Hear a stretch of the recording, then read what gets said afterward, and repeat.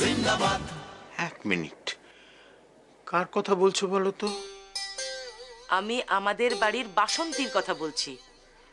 হ্যাঁ, আসলে এত অতীতে চলে গিয়েছিলে না, আমার মনে হচ্ছিল মেয়েটার নাম বোধহয় বাসন্তী। থাক গোপাল, তোমার মেমোরিয়ালের উপর ভরসা করে থাকলে আমার চলবে না। এবার আমি কি ভেবেছি সেটা বলি। আমি বাসন্তীকে পড়াবো, ঠিক তারা যেভাবে পড়াশোনা করছে ঠিক সেভাবে। সত্যি রাধা মেয়েটা আমার চোখ খুলে দিয়ে গেছে। হ্যাঁ, সে তো বটেই।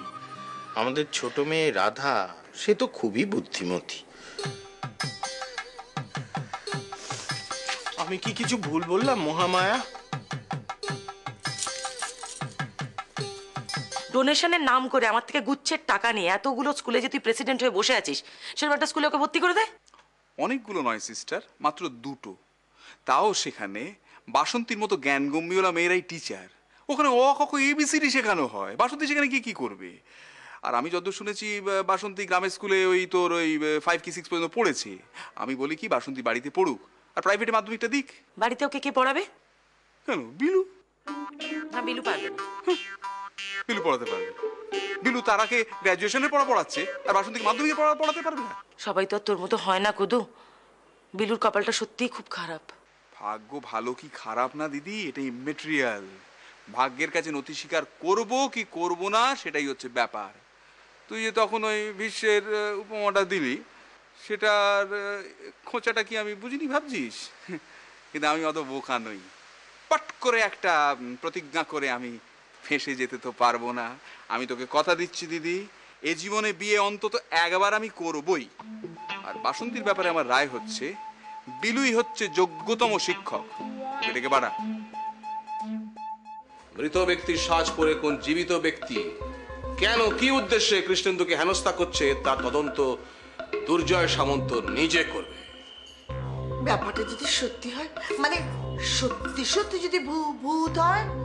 শোনো শোনো, তুমি হচ্ছে পুলিশের ঘরণী, তোমাকে মানসিকভাবে আরো দৃঢ় হতে হবে। যাকে ওই পূর্ণেন্দু বলছিল কৃষ্ণেন্দুকে কদিন অন্য জায়গায় গিয়ে থাকলে নাকি মনটা ভালো থাকবে, তো বলছিল এখানে আসার কথা। আমি হ্যাঁ বলে দিয়েছি। তোমার কোনো অসুবিধে নেই তো? না না, এতে অসুবিধার কি আছে? কটা দিন তো একটা মানুষ অসুবিধার মধ্যে পড়েছে, তাকে তো সাহায্য করতেই হয়। এই হচ্ছে আমার সহধর্মিনী।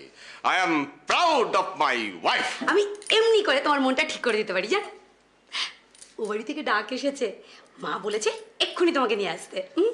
ও যাবে না, ও যাবে না। তোমার মাকে গিয়ে বলে দাও ও যাবে না। কি মনে করেছেন উনি? কি মনে করেছেন? ও কি ওকে চেনা গোলাম? যখন ইচ্ছা মনে করবে ডাকবে, যখন ইচ্ছা মনে ইন্টারভিউ নেবে, যখন ইচ্ছা মেয়ের সঙ্গে সম্পর্ক করবে। কি ব্যাপারটা কি বলো তো?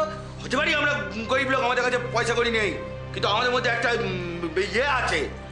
জানো তো, তুমি এখন দাঁড়িয়ে আছো কেন বুঝতে পারছি না। এসো, যাও গিয়ে বলো। এটা দুর্জয় সামন্তের বাড়ি তো? হ্যাঁ, এটা তো দুর্জয় সামন্তরই বাড়ি। নামটা বলতে এত সময় নিলেন কেন? মাথায় তো কিছু নেই মনে হচ্ছে। কি পুলিশে নতুন চাকরি পেয়েছেন? কি পোস্ট? কনস্টেবল না হাওলদার? জানতাম হাওলদার। দানবের মতো চেহারা হলে কি হবে, ঘর তো ফাঁকা। কি দরকার মামার সাথে? ও, বুঝতে পেরেছি। নতুন চাকরি পেয়ে ওসিকে লাইন করতে চলে এসেছেন। একটা ভালো মাস্টার জোগাড় করতে হবে। কেন বিলুদাকে দিয়ে হচ্ছে না? বিলু পারবে না। ও কেন, মানে বিলুদা কি তারা দিদিমণিকে পড়াতে চাইছেন না নাকি? না মানে না না, তারার জন্য আমি কোনো নতুন মাস্টার খুঁজছিই না। আমি বাসন্তীকে লেখাপড়া শেখাবো ঠিক করেছি। কি বলছেন? কি কেন কেন কেন মানে বাসন্তী কেন লেখাপড়া শিখবে না?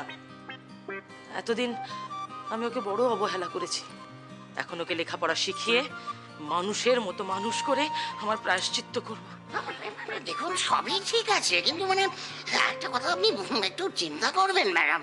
এই সবাই যদি পড়াশোনা শিখে অ্যাডভান্সড হয়ে যায়, তাহলে এই ঘর কন্যার কাজ, রান্না বান্না, এই সমস্ত কাজ কে করবে? কে করবে?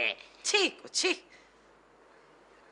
শাশুড়ি জিন্দাবাদ।